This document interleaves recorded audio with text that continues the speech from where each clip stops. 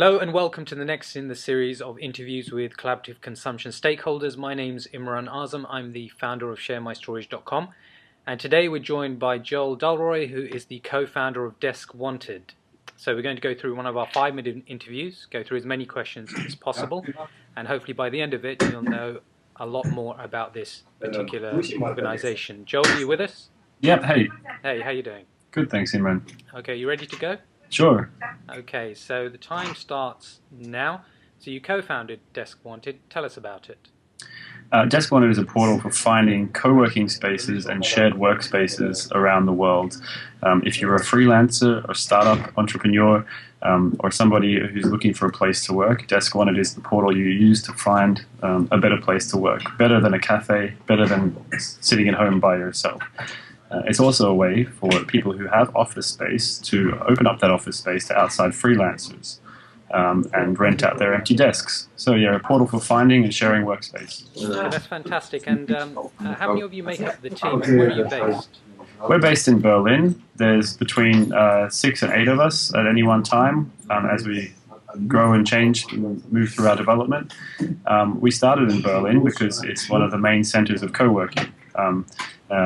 And it's one of the cities where it really has taken off. So we're really happy to be here.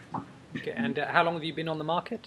We started at the end of 2010, and we spent about 6 months refining our beta version. Then we received funding from a bigger company called Immobilien Scout24, which is a real estate portal, and they've really helped us learn a lot about the web business and how we can improve our business model.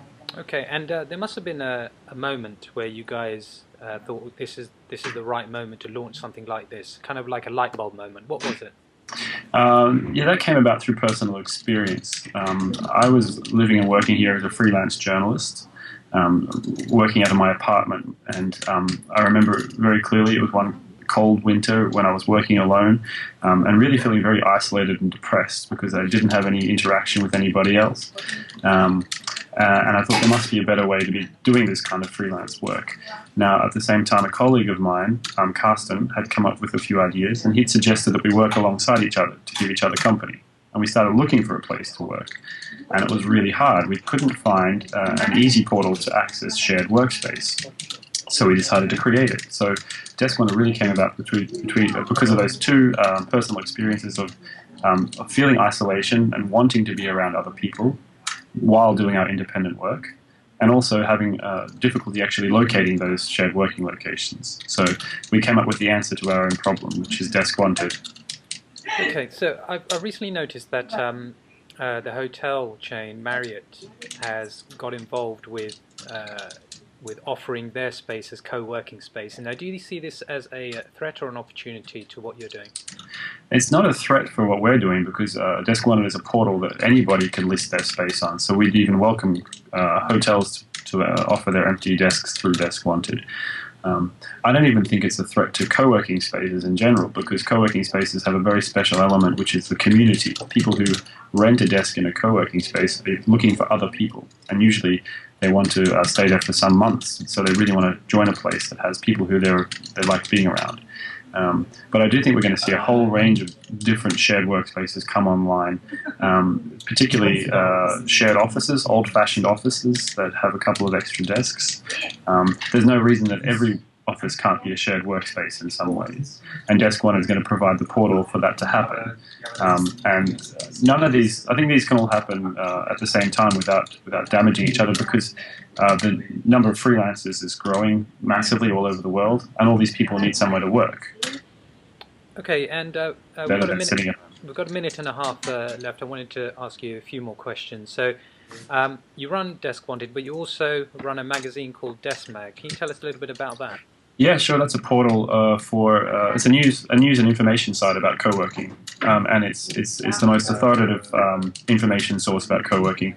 We started it as the blog for DeskWanted, but then it grew into something more. It became a place where we were really collecting hard data and really tracking the co-working industry and giving back information. And in doing that, we became a source of information about co-working. And it's a good tip that I would give to anybody who's starting their own idea. If you've got a web business idea of any type, start giving back information, collect data and release it, because then you'll become the source of information. You'll get quoted in the media, and you won't just be chasing after the media to talk about you. They'll be talking about you anyway. Yeah, absolutely. Absolutely. Wise words. Just a couple of questions left. So 2013, what does that hold for DeskWanted? I think this year could be the year when people realise that they can also run a shared workspace. When the concept of shared workspace goes from being just on the fringe to being the normal. We've already seen it in the whole collaborative consumption industry, that people have learned how to share their homes with travellers.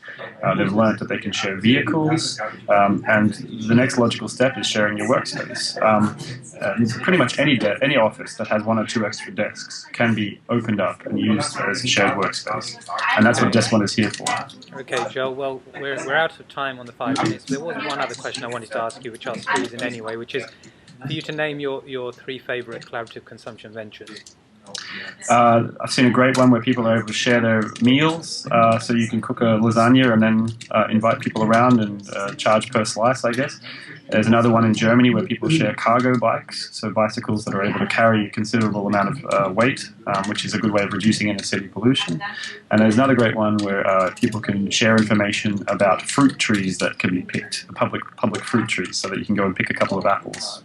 Okay, all right, fantastic. Well, we definitely are out of time there. Thank you very much for being good sport and joining us today, Joel. Of course, no problem.